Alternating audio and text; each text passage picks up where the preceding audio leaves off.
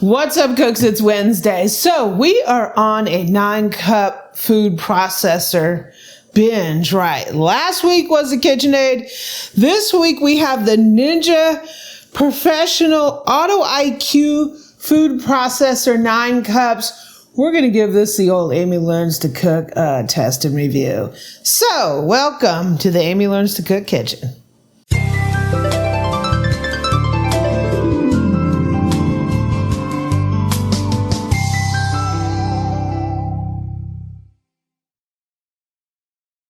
So last week we tried out the KitchenAid 9-cup, and there was a lot of things I liked about it. I love the whole stacking. You could put everything inside it for storage.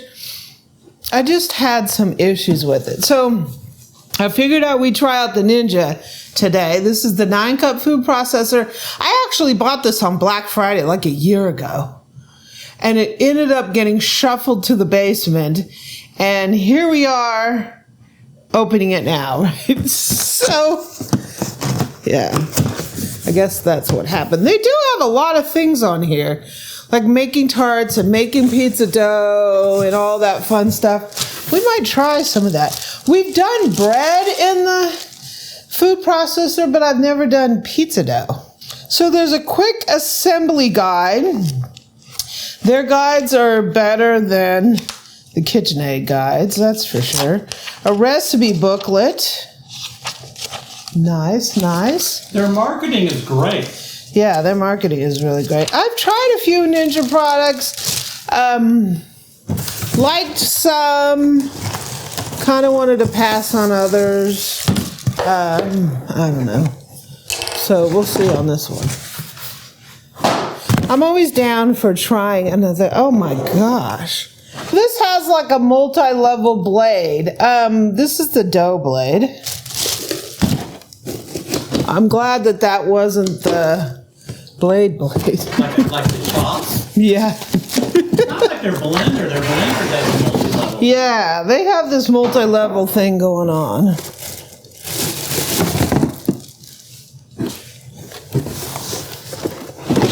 I'm getting the packaging all over the floor. Okay, so that's the unit here. How's it feel based on weight? It's not bad. It's not bad. It does have suction cups. There's a little bit of heft to it. So here is our bowl. And I don't know, do they make a bigger one than this? This one works out. Whoa! Okay. There is the double blade, so watch that. Whoosh! Here's our lid. Yeah, that one was a copper blade. Okay, here's our lid, and it has like a silicone ring around it. That's interesting. No, good. KitchenAid did it too. You have this, which I'm hoping that stuff doesn't get stuck up in there. So one of the things on the KitchenAid was the pusher was really small. And I had one issue because sometimes I couldn't tell what direction to put the pusher in.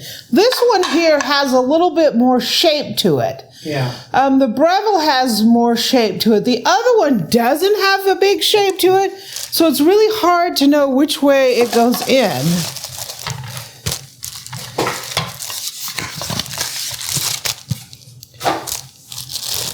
So we have one basic blade, reversible disc, shredding on one side, and only one thickness level on the other. Yeah, only one thickness level on that one. So you can slice or shred one thickness. Yeah, what's up with not having a sounds like it's basic. Yeah, it's really basic. Okay, not a bad twisty there. I'm gonna put the blade in here, and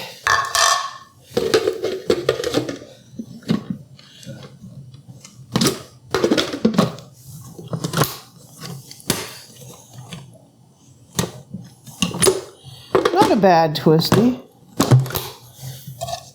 This goes in this way. And then we have these. Okay, so before we even start this, one of the things I can tell you is sometimes these presets kind of irritate me. They might be good in the beginning, but after a while, they're kind of irritating. And this has a lot of presets. Some people like that, some people don't. I tend to be on the side where I don't want them. So this has 3 presets on it. It has a chop function, a dough function, and a disk function. One of the things with the chop function is it will start and it will stop. It'll like pulse and start again and stop again. It's like it, I guess it's trying to get things to jump in there, right? So that's why it's doing that. It also has your manual, low, high, and pulse. So if I just turn it on and I hit low, we have our standard chopping. You can hit high. Seems to have quite a bit of power. It does have a weird smell though. Pulse. So these are your standard settings that you would have on a food processor. What this has is these programs. So you hit chop, it's going to go and stop. Go and stop. Obviously, it has a program for dough and for disk, if I had the disc in. So the manual says that these two, the dough and the disk, run for 60 seconds and then they stop. I will probably use mainly these. We might try out this, I don't know, the chop function, but we're mainly going to be using the manual. So let me wash this up. Let me get the ingredients and we'll be back to process. Eric just told me it's a party up in here, so we're going to party. The very first thing we're going to party with is some onions. And one thing I can tell you is be really careful about this blade, because this double blade, that'll get you. It will get you. It's like a tree. It's got all these levels. I don't know, I don't know how that's going to be in washing. So you think I should just do manual instead of this? Let's do this chop thing. And we paid for it. It's only going to pulse a couple times anyways. What damage can it do? Okay, we're going to do the Auto IQ chop.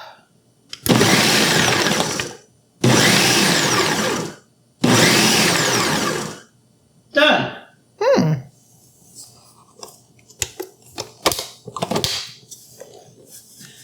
Now we got to check through the body parts in there. Any damage?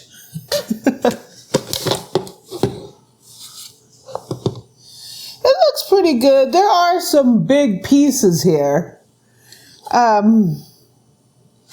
There's a couple big pieces. You want to just do a quick pulse on there, maybe? Can I put this back in here? Yeah, because it needs to go to the bottom. Yeah, I don't know if that's going to work.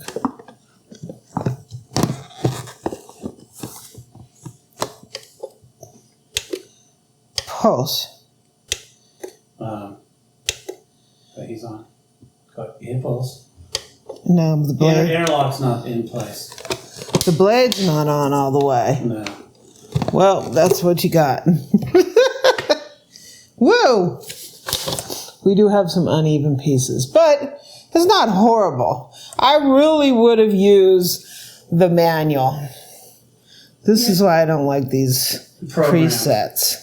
Okay, let the party continue, right? I'm going to put the post on here.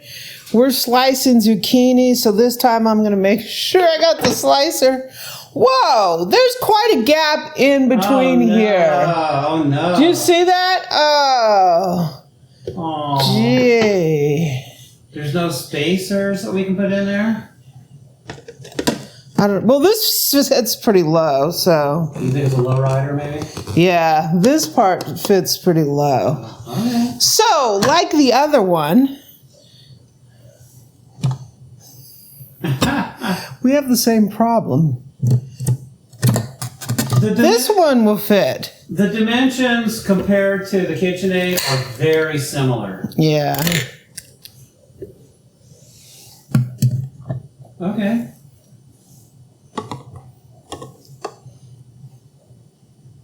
pulse. You got pulse? Okay.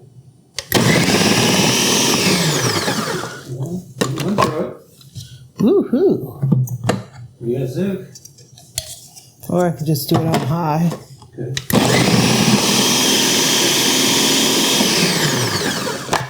One thing I like about the Breville is it has this interlock, and I think the Cuisinart does too.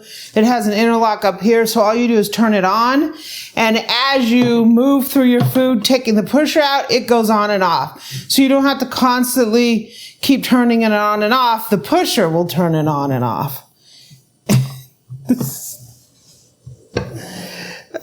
So I'm thinking I have my Cuisinart Prep has a wide feed tube on the 9 cup.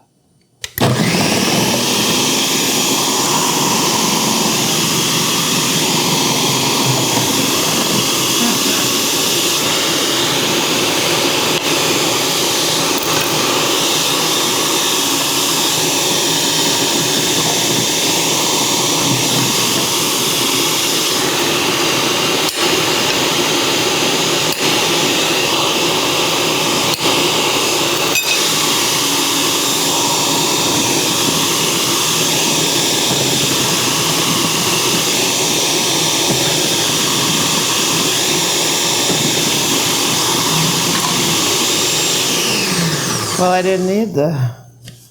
You just left it on and just let it do its job.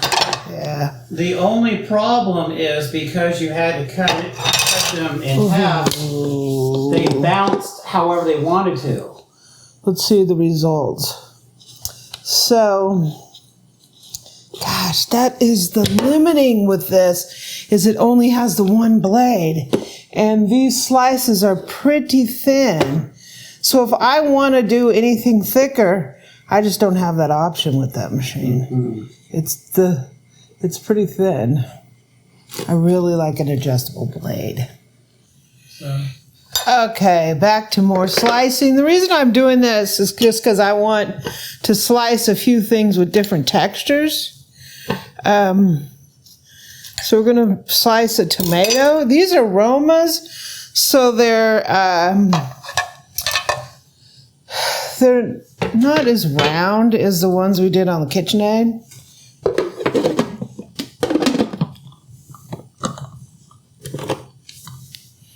Will it fit? That's the question. Of course they won't. A Roma won't even fit these days. I mean, it doesn't do me any good to cut this in half and slice this in here. It just doesn't do any good. I might as well just cut it myself. If you would, because you're going to get tomato juice out of it.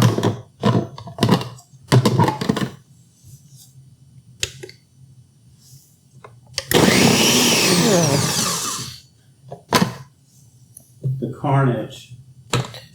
Yeah. Ooh. Did you guys see that Breville video that I did years ago?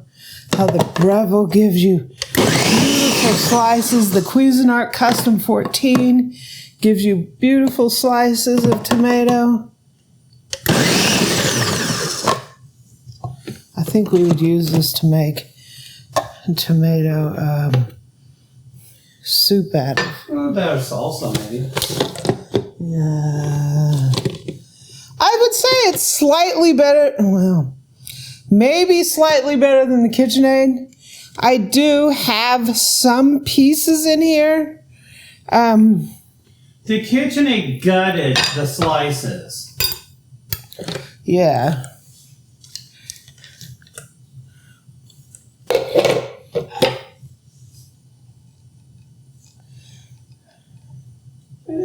I mean, there's a couple pieces you could put on a burger. These are the ends that I cut off. Yeah. But that's a good job. It looks like it came from a tomato. KitchenAid, I don't know, just some red stuff. This is still a gut job to me. So I think we're good. We're getting ready to slice up some potatoes. I mean, this is the ultimate test of slicing. We knew the the tomatoes were going to be a slaughterhouse. We knew that was not going to happen. I knew that was happening. If they were hard, then maybe. Kind of like zucchini. Zucchini went through okay, other than the fact that it didn't. But okay. Potatoes. So we got a boatload of potatoes here. This was the run of the litter of a bag. I just want to we got some of these small ones and we got a couple medium sized, but we don't have any big ones. These small ones should go through. The problem is I really can't get them. Well, if you drop it in and immediately get the pusher on it before it falls.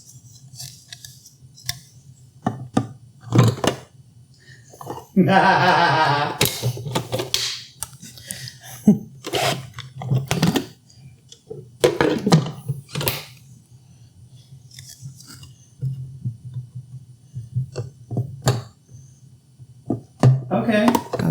You got them.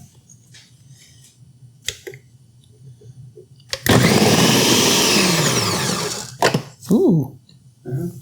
I put it up against the side. Okay.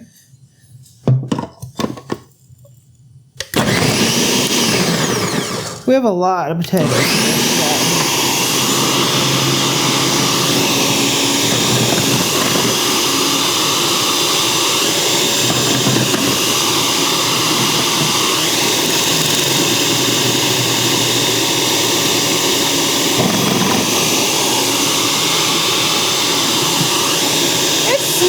Bigger than the KitchenAid by a hair.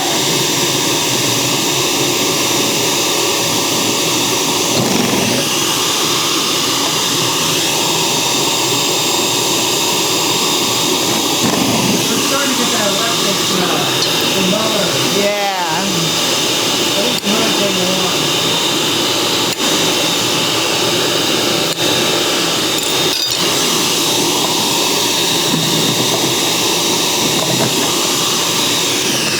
It's got a really bad electrical smell. You don't see any smoke or anything, do you?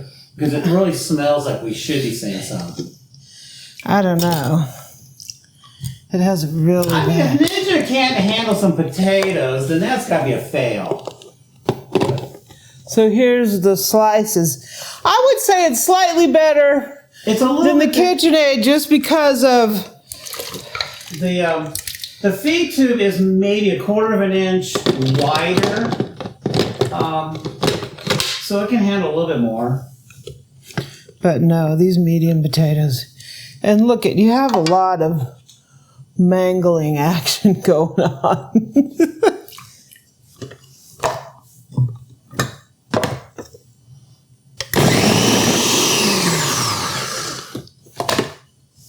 That's not going to stay up straight.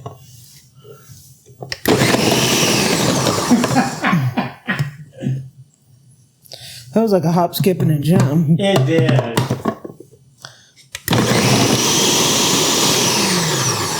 They went sideways on you. There's a very bad motor smell. Well, it cleared up a little bit when you paused.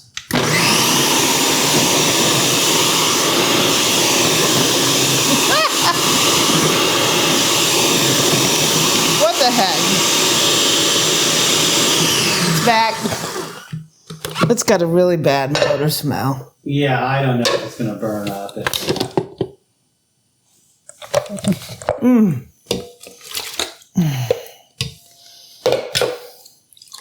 Yeah, I don't know what's going on. So the KitchenAid, you slammed it for having a perceived weak motor, but it did the job and it didn't stink up the house. Yeah, this guy's doing the job and he's stinking. Yeah. Okay, it's cheese time. So let me make sure I flip this blade over. This cheese is straight out of the fridge. For some reason I had a lot of cheese. I went to Aldi and I was like just buying I don't know how much these are. They're like $2 a piece or something. Well, we made a lot of. We were practicing a lot with that. That cheese soup, right? We were doing a lot, so. Yeah. Okay.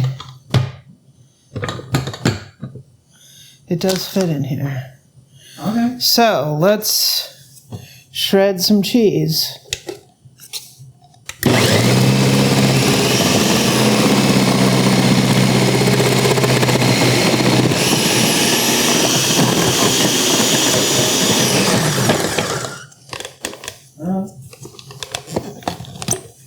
Got that stinking back. Not too bad on the excess.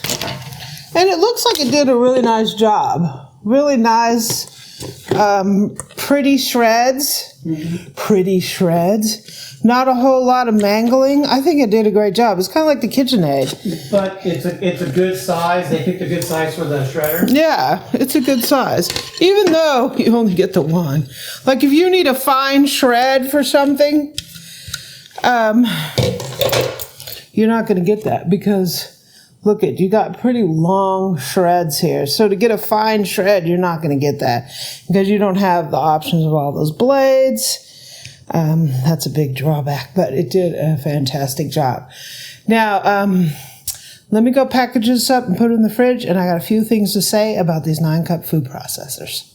Okay, so one thing I can tell you is I will only ever give you my honest opinion. And everybody has a difference of opinion because people have different likes and preferences and how they use something.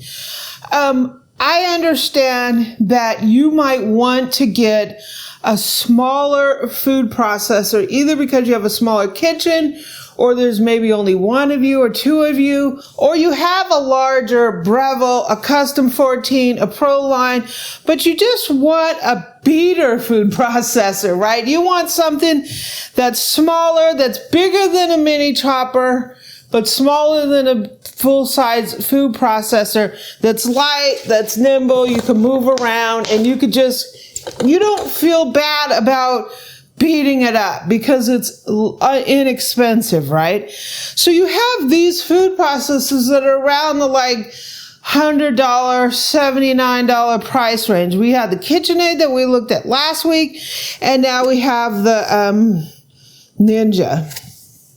I happen to have gotten this on a really good deal. I bought it at Walmart and it was on Black Friday, right? So I got a heck of a deal on it. It was actually in their ad. My feelings. So I know a lot of people have these kind of food processors and I know they love them. One of the things is when you want a food processor that gives you high performance, it's different than, you know, oh, if I'm going to shred a little bit of cheese or, you know, slice a potato. My biggest problem with these has been these narrow feed tubes. I can't get basic vegetables through here, basic potatoes. If I want to slice some potatoes, I want to slice some zucchini, whatever. I can't use these, and I need and want a smaller food processor at this kind of package that will give me those options. And I'm never going to get that out of one of these smaller feed tubes. Now, you might say they have smaller feed tubes because they have a smaller bowl and they have, you know, a smaller footprint. That's what you get with one of these. But I tell you, there is a food processor that is this kind of sizes that does have a wide feed tube that I've been using for years and years and years. And to be honest with you, I would recommend this over a lot of these other kind of food processors that I have used. And if their argument is that they can't get a wide feed tube in these smaller bowls, I got news for them. You can. This is a 9-cup. This is a 7-cup Cuisinart prep line. It has a wide feed tube. A very wide feed tube. A very wide feed tube that will pretty much eat these feed tubes for lunch, right? Look at that. Eats it for lunch. Literally eats it for lunch, right? I can put a full-size potato in this. This feed tube is actually almost as big as the Breville. You can do planks if you want. You can do planks in there. You can't do planks in this. The Cuisinart food prep line is what I recommend. I've had this one. This is a 7-cup food processor with this big old feed tube. It comes in a 9, and I think it comes in like a 13. I have been using this one for years.